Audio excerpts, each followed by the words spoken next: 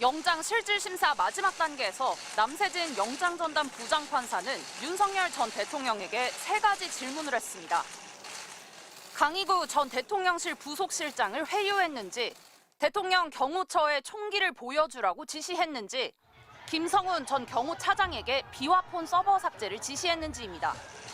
내란 특검은 구속영장을 청구하며 윤 전 대통령 측 변호인인 최명성 변호사가 입회한 뒤 강 전 실장의 진술이 윤 전 대통령에게 유리하게 바뀌었다고 주장한 바 있습니다. 이에 대해 윤 전 대통령은 법률비서관실에서 근무했던 최 변호사에게 돈을 조금 줄 테니 변호사를 구해달라고 했는데 결국 못 구했다며 변호인 구인난을 호소하고 강 전 실장 등 다른 비서관과 행정관들도 변호사를 못 구할 테니 최 변호사가 도와줄 수밖에 없는 것 아니냐고 했습니다. 또 2차 체포영장 집행 이틀 전 경호처에 총기를 보여주라 했다는 지시에 대해선 과거 여경이 국민을 지키다 다쳤다는 보고를 받고 경찰의 총기 지급 문제에 대한 얘기를 나눈 것이라고 부인했습니다.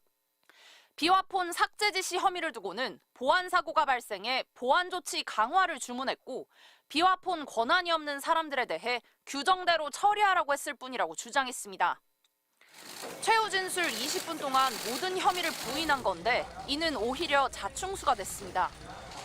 구속영장 발부 사유는 영장에 기재된 범죄 사실을 의심할 만한 상당한 이유가 있고 증거인멸 염려가 있다는 것. 즉 사후 개업 문건 서명 및 폐기 혐의나 체포 저지 지시 혐의 등이 어느 정도 인정이 되는데도 윤 전 대통령이 모든 혐의를 부인하다 보니 오히려 증거인멸 가능성에 대한 우려가 크다고 판단할 수밖에 없었던 겁니다. 그렇지만 윤 전 대통령은 완전히 고립무원 상태다. 국무위원들조차 본인 살 길 찾아 떠난다. 나는 혼자 싸워야 한다며 여전히 자신의 책임을 인정하지 않는 모습이었습니다. MBC 뉴스 구승입니다. 조은석 내란 특검이 윤석열 전 대통령에 대해 구속영장을 전격 청구하자 국민의힘 등 보수 진영에서는 다 자승자박이라거나 구속될 것이라는 싸늘한 반응이 나오고 있습니다. 국민의힘 비대위원인 김대식 의원은 오늘 YTN 라디오에 출연해 이재명 대통령을 당선시킨 건 사실상 윤석열이라면서 구속영장 청구는 자승자박이라고 냉소적으로 평가했습니다. 저는 자승자박이라고 생각합니다. 네. 지금 어떤 이야기냐면은 윤석열 정부가 탄생할 때는 추미애 전 장관이 보수의 어머니가 됐고 이번에 이재명 대통령 탄생할 때는 실질적으로 진보의 아버지가 윤석열이 된 겁니다. 그러면은 지금 현재 원인 규명이 있어야 되겠죠. 김 의원은 법과 원칙에 따라 윤 전 대통령이 정정당당하게 수사받아야 된다고 생각한다며 영장 청구는 특검이 절차대로 한 것이라는 입장을 밝혔습니다. 윤 전 대통령이 파면에 탈당한 상황이고 올해 초 공수처 수사 당시에 비해 절차적 논란을 제기할 여지도 없는 만큼 할 말이 없는 상황이라는 뜻으로 보이는데 실제로 국민의힘에서는 별다른 공식 입장이 나오지 않았고 오전 비대위 회의에서도 관련 발언은 없었습니다. 보수논객 조갑재 대표도 오늘 SBS 라디오에서 윤 전 대통령 구속영장은 발부될 가능성이 높아 보인다며 법을 악용한다는 특검의 지적이 참 아프더라고 강조했습니다. 지금 영장 청구 사유가 도망갈 염려가 있다. 증거인멸 우려가 있다.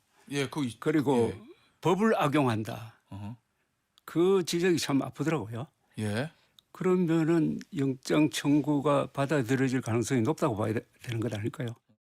조 대표는 윤 전 대통령이 특검 출석 과정에서 거듭 신경전을 벌여온 게 영장 심사에 불리하게 작용할 것이라며 쉽게 말해 법기술을 부렸다는 건데 이게 본인에게 화살로 돌아올 것이라고 내다봤습니다.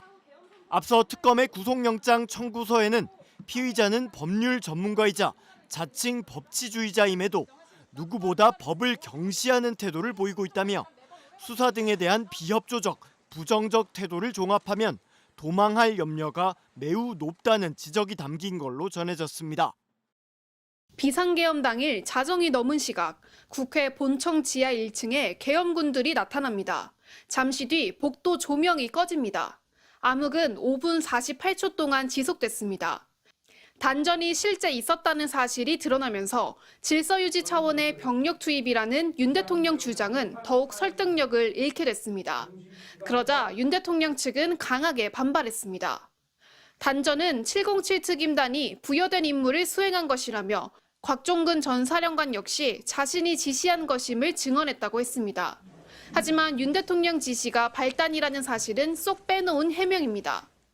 대통령한테서 아까 그 지시를 안 받았으면 증인이 그 생각을 할 이유가 없잖아요. 의원 끌어내라는 지시 이후 벌어진 일을 직접적 단전 지시가 없었다는 사실만 부각하며 부하 탓을 한 겁니다. 국회 활동을 전면 금지하는 위헌 위법적 개헌 포고령의 작성자가 김용현 전 장관이라고 했을 때부터 윤 대통령의 남 탓, 부하 탓은 본격화됐습니다.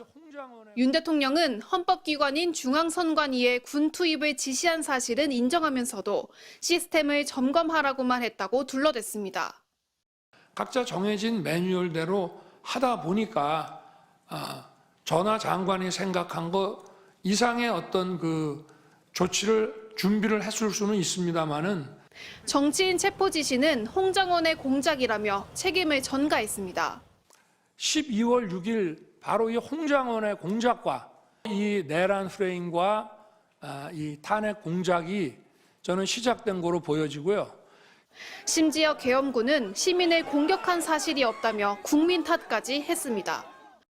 계엄 상황에서 경비와 질서 유지를 하러 간 군인들이 오히려 시민들한테 폭행을 당하는 그런 상황이었다는. 윤 대통령이 책임을 전가하고 있는 사안들은 탄핵의 기준점이 되는 핵심 쟁점들입니다.